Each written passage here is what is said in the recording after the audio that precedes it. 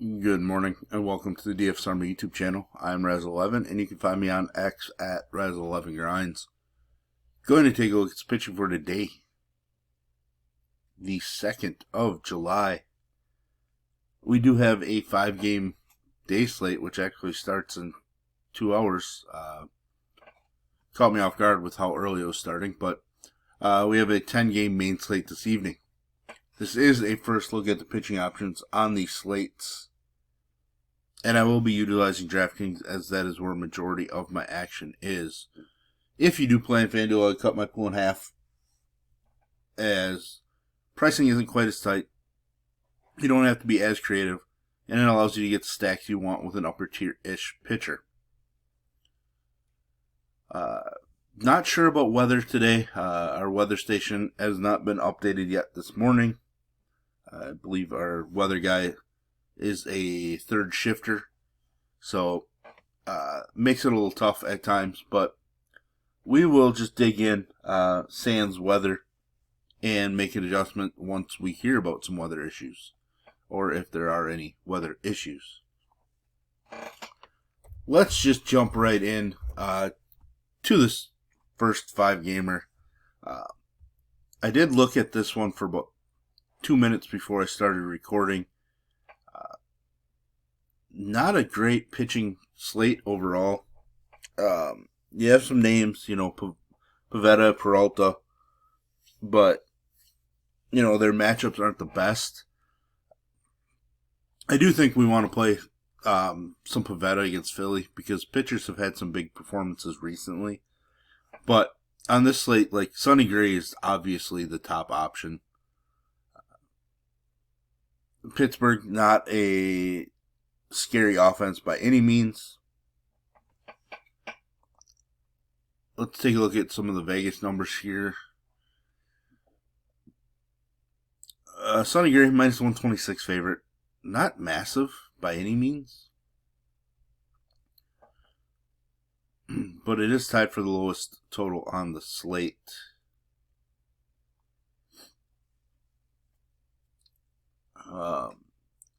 Sorry, I got something in my eye.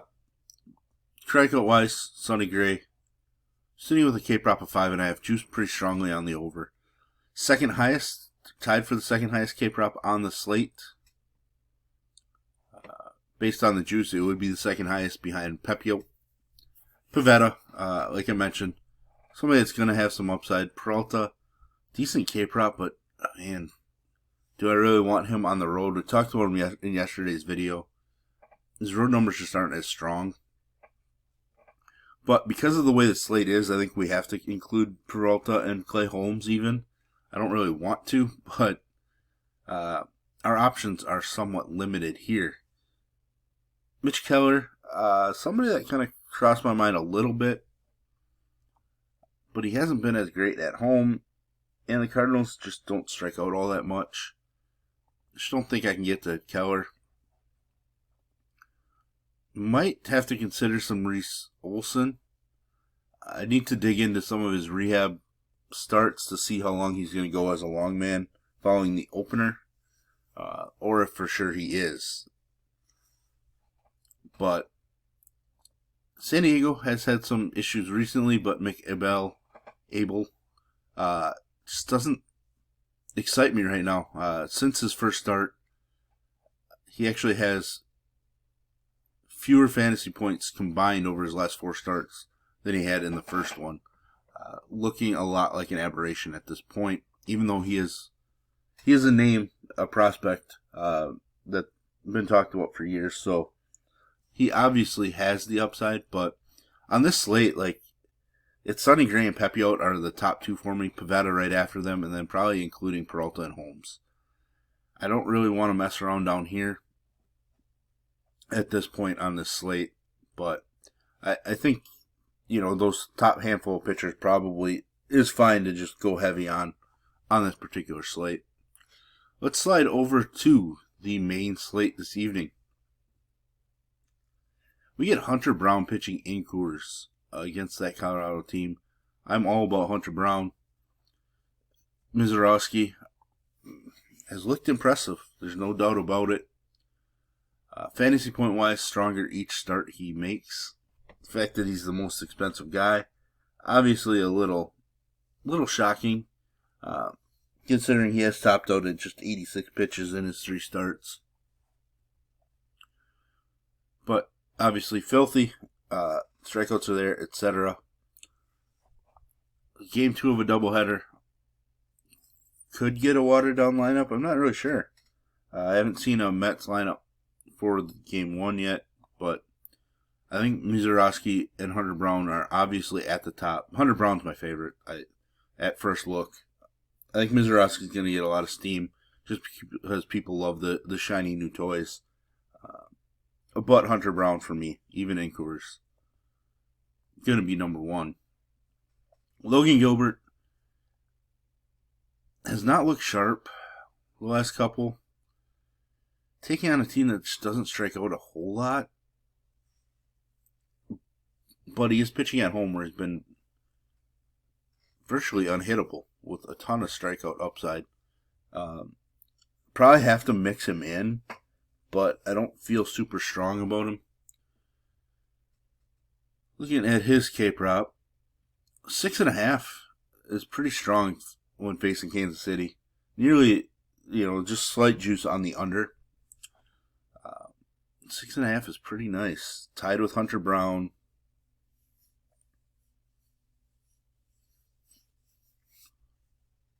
Tied with Mackenzie Gore. I don't think Gore's on the slate. But yeah, Hunter Brown, Logan Gilbert with the top K-props on the slate. Very interesting to me. Evalde, we've been picking on Baltimore with pitching just because he threw just 45 pitches in his first start. Not a huge fan of that. I'm not really sure what to expect out of him here. I'm going to have to read into, whether he threw some pitches on the side after coming out of that start. But we'll leave him kind of in the to be determined category. Just because Baltimore does have a lot of power against right-hand pitching, but they have been pretty weak overall. Merrill Kelly, going to make my pool, was strong against San Francisco the first time he faced them. His numbers are stronger when at home, which he's at this evening. Remember, K-prop 5.5 juice to the over. Pretty solid K-prop for Merrill Kelly as well. Definitely somebody I want to utilize. Which a lot of times is the case. We're using a lot of the top tier guys. Could be removing Evalde at this point. Unless something, like I said, stands out where he's expected to be a normal starter. I think we can easily remove him. When looking at the names, we have options. Imanaga, I don't mind taking pitching against Cleveland this season. Boyd was decent yesterday against them. Imanaga looked pretty good, strong in his return from the IL.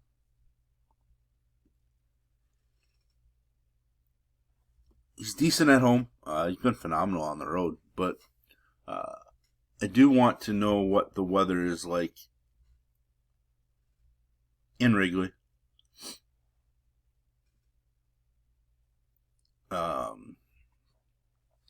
Because that always makes a huge difference in what we're doing with pitching on the slate. Because that ballpark is affected by wind more than any ballpark in baseball. Jose Barrios against the Yankees. I'm going to end up having to pass here. He did shut down the Yankees first time he faced them. He's not really allowing a lot of hits when at home. So I guess some people might be interested in him.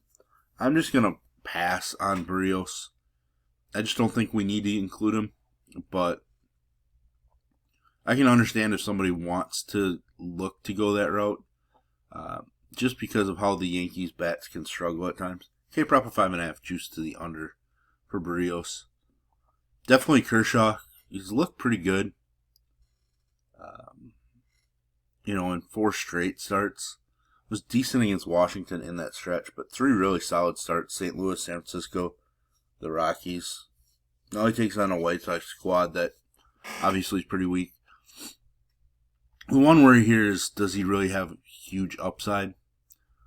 His K numbers just aren't there, but I mean, he went for 27 fantasy points recently, so I guess there is plenty of upside there. He just has to be a little sharper. K prop of 4.5, juice to the over. It's not a bad K prop for Kershaw. So he's somebody I want to utilize. We're utilizing a lot of guys already as we go along. Removing Berrios and Evalde. We already got a 6-man pool, just 8 pitchers in, which is not what I like to do normally, but we take each slate as it comes. Moving on, Will Warren, the guy that I find myself using way too often. I'm not sure I'm going to get there since Toronto isn't a huge K squad, but 2 out of his last 3 starts have been really strong. Strikeouts have been there, but he is a little more volatile. Most likely I end up passing on Will Warren, just because, again, we're not trying to pick on Toronto. Just because it's not that I think they're a spectacular offense by any means. It's the fact that they just don't strike out all that much. And a guy like Will Warren needs strikeouts because he allows base runners. We need to be able to offset that with some strikeouts, and I'm just not sure they're going to be there in this matchup. Kikuchi, coming off of a phenomenal start against Boston, 9+ strikeouts in 3 straight starts, double-digit strikeouts in 2 out of the last 3, taking on an Atlanta squad that just struck out a ton against Tyler Anderson, which was kind of shocking. Hasn't been great on the road with the Angels. Obviously can have some walk issues, but they've been down recently. Just 4 walks over his last 4 starts. It's a big change because he walked 18 over the previous 4 starts. So I think Kikuchi is very interesting. K prop of 5.5, juice on the under, but I think he's very, very interesting on this slate. Noah Cameron is a guy that I really have liked, but the last 2 starts haven't been great. I just don't know if I'm going to get there against Seattle. I don't mind strikeout upside against Seattle, but I don't think he's a priority. So most likely he's just not going to make it in my personal pool, which is saying a decent amount because, like I said, I do like him, or have liked him for much of the season so far. Tanner Bybee, a guy that just needs to figure out something because super talented, but pretty strong home road splits. 20 plus in back-to-back starts. And that was even when in a start where he gave up 4 earned. Can't pick up a win. Hasn't picked up a win since mid-May, pretty much. A lot of it's going to depend on the win, but I'm going to guess I'm not going to end up on Tanner Bybee against that Cubs offense.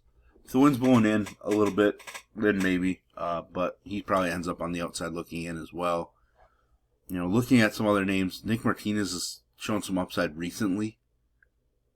But I just don't think he's going to follow up and, match this start. But it is Boston. They do have a weakened lineup, even though they have been scoring more. So I could see somebody trying to talk me into Nick Martinez. So he's somebody I want to consider. Brian Bayo, somebody I consider, but Cincinnati against right-hand pitching, a lot more dangerous of a lineup. The other guy down here I kind of want to think about is Didier Fuentes. Hasn't really been striking guys out at the major league level. Had some impressive numbers in the minors this season, taking on an Angel squad that does strike out a lot. I just don't know if I can get there. K-prop of 4.5, juice the under is not super exciting, but he is somebody I want to consider with Bayo and Nick Martinez and even Bybee, depending on the win. The rest of the guys just no interest for me. So there we have it. There's our first look at pitching. If you enjoy what it brings to you, please hit the like button, hit the subscribe button, turn the notification bell on, get the alert anytime we drop videos here at DFS Army. If you want to join us, get access to our coaches, tools, sheets, Discord, etc. I will put links in the description below. You can use promo code RAZ, that's R-A-Z, for 10% off monthly. And as always, best of luck, everybody.